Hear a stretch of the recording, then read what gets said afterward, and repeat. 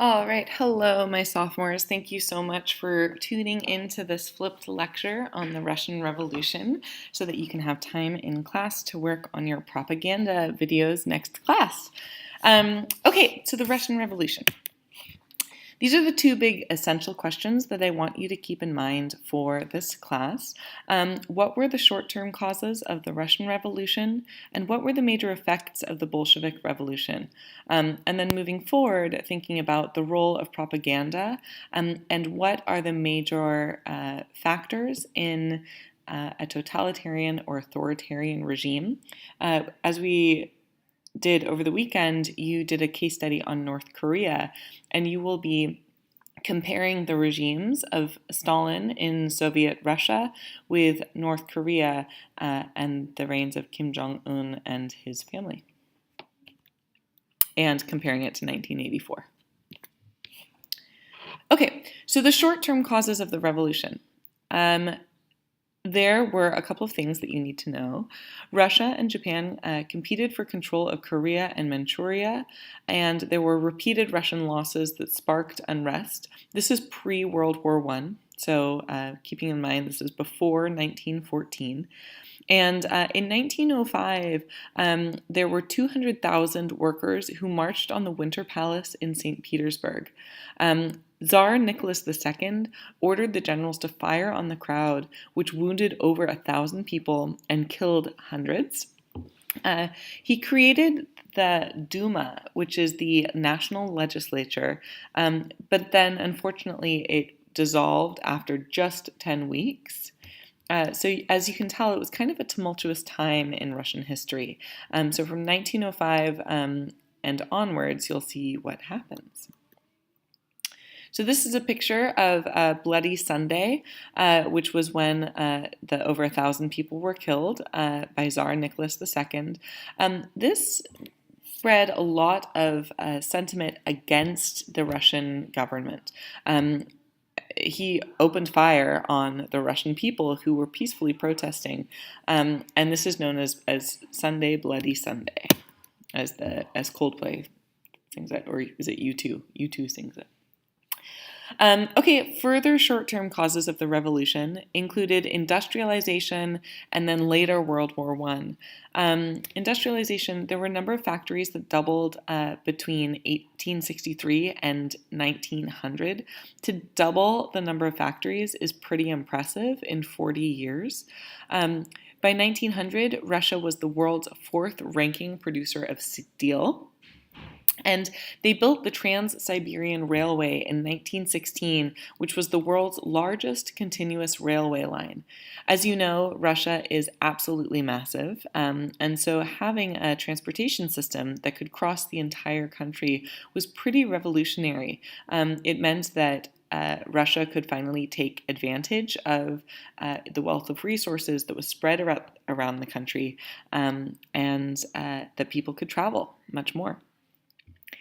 Unfortunately, this rapid industrialization led to a lot of worker unrest, from grueling working conditions, really, really low wages, child labor, and the outlawing of labor unions, which led to the rise of a proletariat. And this is something that, again, we saw happen in England, right, with rapid industrialization during the Industrial Revolution, that often when you have these factories that are growing so quickly and that you end up with labor conditions that can be pretty terrible. And we saw this happen in the UK, we saw it happen in Germany, and now we're seeing it happen a little bit later in around the 1900s in Russia. And then we have World War I. Russia entered World War I in 1914, as we have studied, and over the first few years of the war, over 4 million Russian soldiers were killed, wounded, or taken prisoner, just in the first year. The following factors led to a disastrous defeat. There was a broken transportation system, weak generals, poorly equipped troops, rebellious soldiers, dwindling food and fuel supplies, and mass inflation. And as we've discussed, this led to large numbers of soldiers deserting, right, or just bailing. They just left their posts, and morale was really, really low for the Russian army. We've talked about the two of the battles that ended very, very poorly for the Russians against the Germans. These are a couple of pictures that show this rapid industrialization building of the railway, the Trans-Siberian Railway. As you can see in this picture towards the bottom of the screen, there are kids working away, providing materials, maybe providing support, and oftentimes working right alongside the men. And this entire railway was built by hand. They didn't have a lot of machinery or industrialization for this Trans-Siberian Railway. Russia was a little bit behind the rest of Europe in terms of industrialization. And so you'll see, all of this built by hand. Pretty impressive, and cleared by hand. This is the route of the Trans-Siberian Railway. So you'll see it goes from Moscow all the way down, kind of closer to Kazakhstan and Mongolia, all the way down here, right by Lake Baikal, which we studied, all the way up here. And there's a little a branch that goes over to the coast here. But then the major route goes all the way over here to Vladivostok, down on the Sea of Japan. You'll note that there's also a Trans-Mongolian railway that goes down to Beijing. This was key for trade in the early 1900s, and then one that goes down and kind of loops around this way, the Trans-Manchurian Railway. So this was really key with connecting the southern part of Russia with Asia. You'll note that it doesn't really go further north up here because this is Siberia. And it's so cold, frankly, not a lot of people are going up there.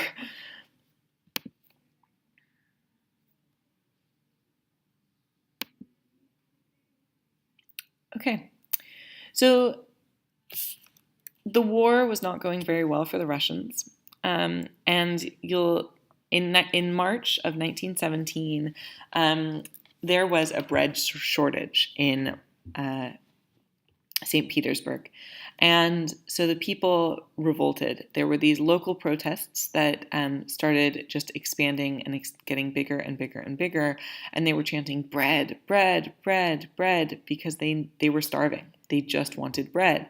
And as we talked about in class, that should ring a few bells of maybe another revolution that started with a shortage of bread. And that was the French Revolution. So Nicholas II ended up abdicating the throne, which just means he left the throne, and the Duma establishes what's called a provisional government, which was a temporary government. And remember, the Duma was the legislature. So the legislature established a temporary government until they could kind of figure out what they were going to do. And what happened is that there was this group of people called the Revolutionary Socialists who set up what was called Soviets. And Soviets is a word that you should definitely jot down in your notes. Soviets were councils of workers and soldiers.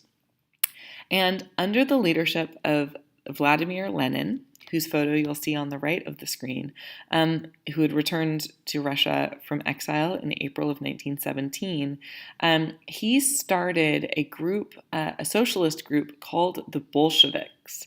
And the Bolsheviks took charge of these Soviets and really started guiding them in this anti-government sentiment and guiding them against the provisionary government. Their big slogan was peace, land, and bread. Peace, because they were involved in World War I and soldiers were being sent to the front at huge numbers. Morale was really low and people desperately wanted peace. Land, because in World War I, Germany was slowly encroaching on Russian land, and that was seen as a huge slap in the face to Russia as a country. and bread because people were starving and they just needed food to feed their families. So this slogan sounds quite simple, but really it's exactly what the people wanted. And it was really hard to not agree with the idea of peace, land, and bread. The Mensheviks is another group of people. It's another political party that sought to achieve socialism through more gradual and moderate reforms, but they wanted to work with the provisional government, whereas the Bolsheviks really wanted to overthrow the provisional government. So you'll see that the Bolsheviks and the Mensheviks ended up kind of fighting for power or dueling for power, and having very different strategies. They both agreed that something needed to change, but they had very different strategies about how to achieve that change. And so Lenin started to really undermine the provisional government. He started trying to stir up the proletariat with other slogans, peace, land, and bread, but also with a couple of other slogans like end the war without annexations or indemnities, and all power to the Soviet, or all land to those who work it. So all land to those who work it is referring to the idea that there were these upper class farmers and a ruling class who, because remember, Russia during this time had a system of a system where people would kind of rent out the land from the upper class. It was similar to feudalism, and so except for there wasn't a king at the top. And so the people would work the land, but often had to give away a lot of what they worked for to the upper class group. So he was really arguing, saying that the land should be returned to the people who are working so hard for the land. So then there was a second revolution in November. So we often talk about the Russian Revolution, and there were actually two separate revolutions. There was one in February, which was kind of the worker uprising that got rid of the government and put in the provisionary government. And then there was this second revolution, the Bolshevik Revolution, in November of 1917. And this is where Leninism really took off. So Lenin he had adapted a lot of Marxist ideas to fit the Russian conditions. So he called for an elite group to lead the revolution and to set up a dictatorship of the proletariat. And this is where the provisional government was completely overthrown. Right, so they got rid of that temporary government. So they overthrew the temporary government in November of 1917. And the Bolsheviks took power.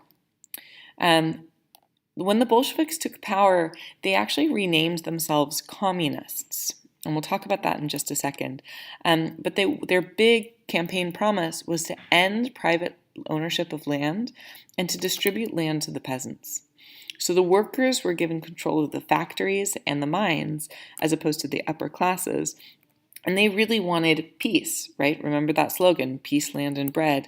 So they really wanted peace with Germany. And that's where you have this new Bolshevik government or communist government stepping up, and they made a peace with Germany in the Treaty of Brest or Brest-Litovsk. And we spoke a little bit how Russia then leaked Allied secrets to the Germans as part of this treaty. And Russia had to give up a lot of territory to Germany so that Germany wouldn't invade Russia and would kind of let Russia off the hook. But it worked out for Russia, right? Russia was able to pull out of World War I, and Germany agreed not to invade Russia because of this treaty.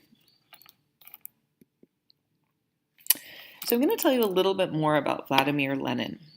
So Vladimir Lenin was a Russian communist revolutionary who served as head of the government of the Russian Republic from 1917 to 1918. So that was that kind of Bolshevik government.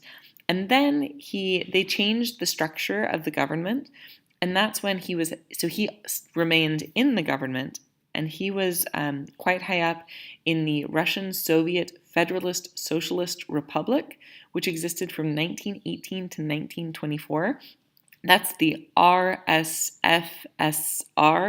which is oh my gosh, what a mouthful, right?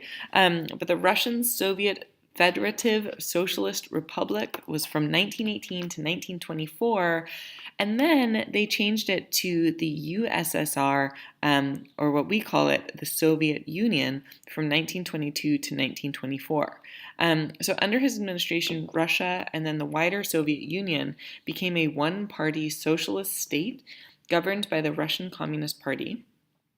And he developed a series of political ideas called Leninism. And I'll talk about that some more in just a sec. His buddy was Leon Trotsky. He was the founder of the Red Army, which I'll tell you about in a second. They fought the White Army. And he actually came out, so their successor, so first it was Leon Trotsky and Lenin, and then Stalin was a part of the group, but Stalin started to gradually gain power. And as he gained power, it was revealed that he had some pretty extreme ideas. So Trotsky ended up saying that he was against Stalinism, and that ended up leading to his exile. He was forced to leave Russia, and he went to Mexico, where he was eventually assassinated by Stalin for speaking out against Stalinism. So some kind of dramatic history there for you. Okay, so then there was a civil war in Russia where you had the Red Army, which remember Leon Trotsky had founded, and that was the Communist Army, versus the White Army. And in part, this was because you had different groups. They knew that the provisional government wasn't the right government, but they disagreed on what should be done next. And so even though the Bolsheviks took power, and then they started growing their Red Army, there was huge opposition to them gaining power. And what took place was two armies, the Red Army versus the White Army. And the White Army was made up of Tsarist imperial officers, so people who had worked in the army for the Tsar before he had to leave and before he had abdicated the throne.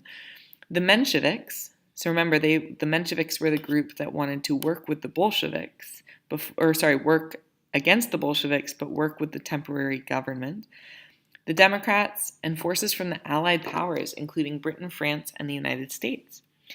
So this was a 3-year struggle that ended with around 14 million deaths due to fighting, famine, and a really big bad flu epidemic. The Red Army ended up winning in around 1921 because of an appeal to nationalism that urged Russians to drive out the foreigners. There was this increased communist distrust of the West, and the White Army had support from Britain, France, and the United States. The Communist Party ended up getting to be pretty extreme, or what we call the process radicalization. And as they were slowly radicalized, they started assassinating members of the Romanov family. The Romanov family was the family who had been in power before the Communist Party took over, so the royal family. So they started killing the royal family. They started organizing the Cheka, which is the secret police, and they implemented forced labor camps, which were called gulags, and then there was something called war communism. And war communism led to this rapid nationalization of banks, mines, factories, and farms. So it was a takeover by the Communist Party of banks, mines, factories, and farms. And while those might not sound like that big of a deal, taking over banks means you control the money supply. Taking over mines meant you controlled things like steel and the where production of natural resources happened. So that was really key, especially as Russia continued to dominate in the steel industry. Factories, which was really key to the means of production, and farms. Right, farms is where all the food for the entire country was grown. So by having the state or the government take over money, resources, where things are produced, and the food sources, that was basically controlling the entire country. So it was a really kind of strategic takeover and nationalization of these 4 areas. Unfortunately, one of the side effects of some of this communist takeover and this extreme nationalism was this persecution of any groups that didn't match the kind of idea of what a Russian looked like. And what you saw, where you most saw this, was through pogroms. And pogroms were violent riots which were aimed at the massacre or persecution of an ethnic or religious group, particularly one aimed at Jews. The term originally entered the English language in order to describe 19th and 20th century attacks on Jews in the Russian Empire, mostly with the Pale settlement that would later become Ukraine and Belarus. Similar attacks against Jews at other times and places also became retrospectively known as pogroms. The word is now also sometimes used to describe publicly sanctioned purgative attacks against non-Jewish ethnic or religious groups. So basically, pogroms were these attacks against Jews, they started to gain in prominence and frequency under the communist government as they cracked down. These are some of the Red Army soldiers. You'll notice that they're quite young. They look pretty disheveled. Check out those hats.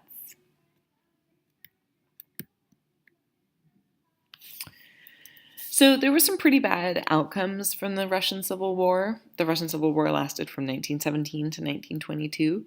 So just between 17, 18, 19, 20, 21, 22, so 6 years, there were an estimated 7 million to 12 million casualties during the war, mostly civilians. And the Russian Civil War has been described by some as the greatest national catastrophe that Europe had yet seen. And what's interesting is that there were a lot of, because you had these divisions in ideology, some of those nationalist groups or pro-independence groups broke free from the Russian Empire. So we saw this with Finland, Estonia, Latvia, Lithuania, and Poland. Originally, they had been part of Russia, but they were breaking free because they felt like they had their own national identity or nationalism, and so could be their own countries. They did not want to be part of Russia. And so they broke free, sometimes with wars, sometimes with civil wars, and then the rest of the Soviet Empire or Russian Empire was consolidated into the Soviet Union pretty shortly afterwards. So I'm going to go ahead and actually pause it right here, and we'll pick up in class with authoritarianism and totalitarianism and the rise of Stalin. See you then.